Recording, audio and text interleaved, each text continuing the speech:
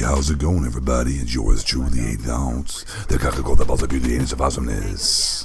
How my channel 8 Thoughts started out, I thought I was going to start it off. That's where the name 8 Thoughts comes from. I thought it'd be an intelligent channel where I would, talk about intelligent topics and try to enlighten people.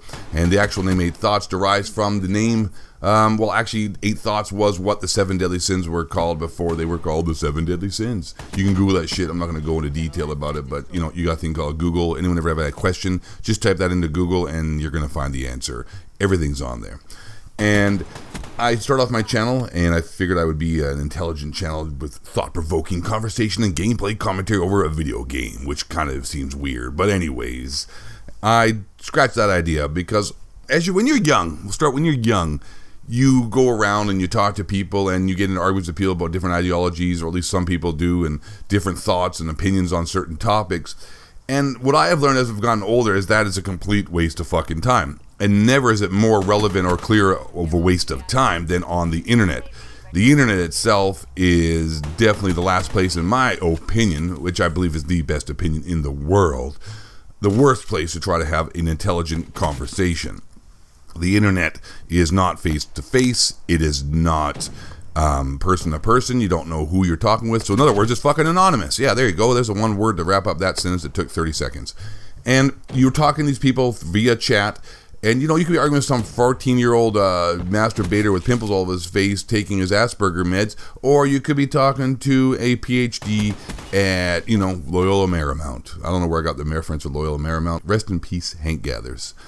And when you get older, you start to become less concerned with trying to get your point across, because at the end of the day, you realize it's a waste of time. It really fucking is.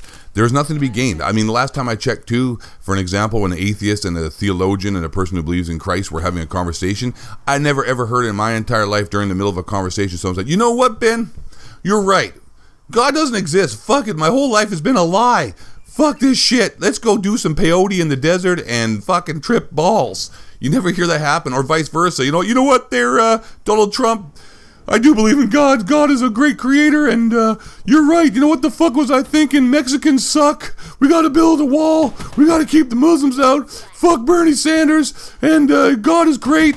God will help me. And I'm going to go to church right now and give him some of my money. And hopefully I get touched inappropriately by a priest, because I'm into that kind of weird deviant bullshit.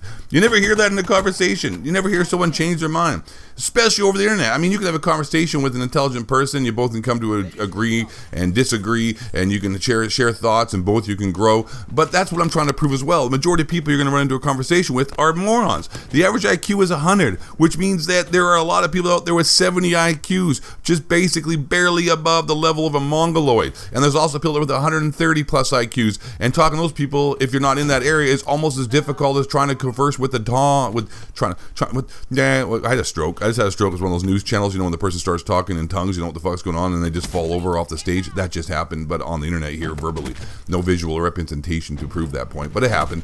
And so he's having a conversation with someone with 130 IQ is just as tough as trying to talk to somebody with a 70 IQ and trying to, converse with them on that level, because a person with 130 plus IQ is thinking on a whole nother level that is incapable, or which you are incapable of pretty much understanding. So just like a person on a 70 IQ is like, Ford trucks, Chevy, four-wheelers, God bless, don't touch my guns, I'm gonna go fuck my cousin now. That's the kind of shit, but just on the opposite level of the spectrum.